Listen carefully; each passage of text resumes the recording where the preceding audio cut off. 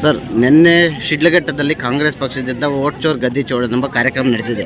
ಆ ಕಾರ್ಯಕ್ರಮದಲ್ಲಿ ಕಾಂಗ್ರೆಸ್ ಮುಖಂಡರೊಬ್ಬರು ಶಿಡ್ಲಘಟ್ಟದಲ್ಲಿ ಬಿಜೆಪಿ ಬೀಜವನ್ನೇ ಬಿತ್ತಲಿಕ್ಕೆ ಬಿಡಲ್ಲ ಅಂತ ಹೇಳ್ತಿದ್ದಾರೆ. ಸೊ ಇದ್ರ ಬಗ್ಗೆ ತಾವೇನು ಹೇಳ್ತೀವಿ? ಇಡೀ ಭಾರತ ದೇಶದಲ್ಲಿ ಬರೀ ಇಬ್ಬರೇ ಸಂಸದಿರ್ತಕ್ಕಂಥ ಪಕ್ಷ ಬಿಜೆಪಿ ಪಕ್ಷ.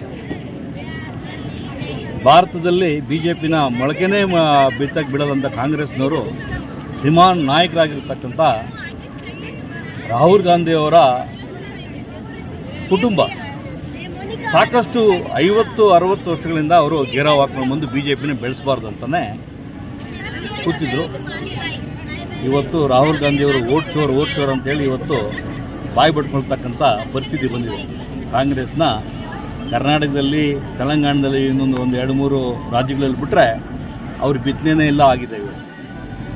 ಅದೇ ರೀತಿ ಶಿಡ್ಲಘಟ್ಟದಲ್ಲಿ ಕೂಡ ನಮ್ಮ ಜನರ ಮನಸ್ಸು ಒಲಿಬೇಕಷ್ಟೆ. ಜನರ ಮನಸ್ಸು ಮುಂದೆ ಯಾವ ಬಿತ್ತನೆಯೂ ಇಲ್ಲ, ಯಾವ ಮಾತು ಇಲ್ಲ, ಯಾವ ನಾಯಕನೂ ಇಲ್ಲ. ಇವತ್ತು ಬಿ ಜೆ ಪಿಯ ನಾಯಕತ್ವ ಯಾವ ಮಟ್ಟಿಗೆ ದೇಶದಲ್ಲಿ ಉಳಿತಾ ಇದೆ, ಬೆಳೀತಾ ಇದೆ, ದೇಶದಲ್ಲಿ ಬಿ ಜೆ ಪಿಯ ನಾಯಕರಾಗಿರ್ತಕ್ಕಂಥ ಮೋದಿಜಿಯವರ ಕೊಡುಗೆಯನ್ನು ಪ್ರಪಂಚದಲ್ಲಿ ವಿಶ್ವನಾಯಕ ಯಾಕೆ ಆಗಿದ್ದಾರೆ ಅಂತಕ್ಕಂಥದ್ದು ಎಲ್ರಿಗೂ ಗೊತ್ತಿರ್ತಕ್ಕಂಥದ್ದೇ. ಯಾರೋ ಒಂದಷ್ಟು ನಾಯಕರು ಅವರ ಪ್ರಚಾರಕ್ಕೆ ಏನೆಲ್ಲ ಹೇಳ್ಬೇಕಾದ್ರೆ ಹೇಳ್ತಾರೆ.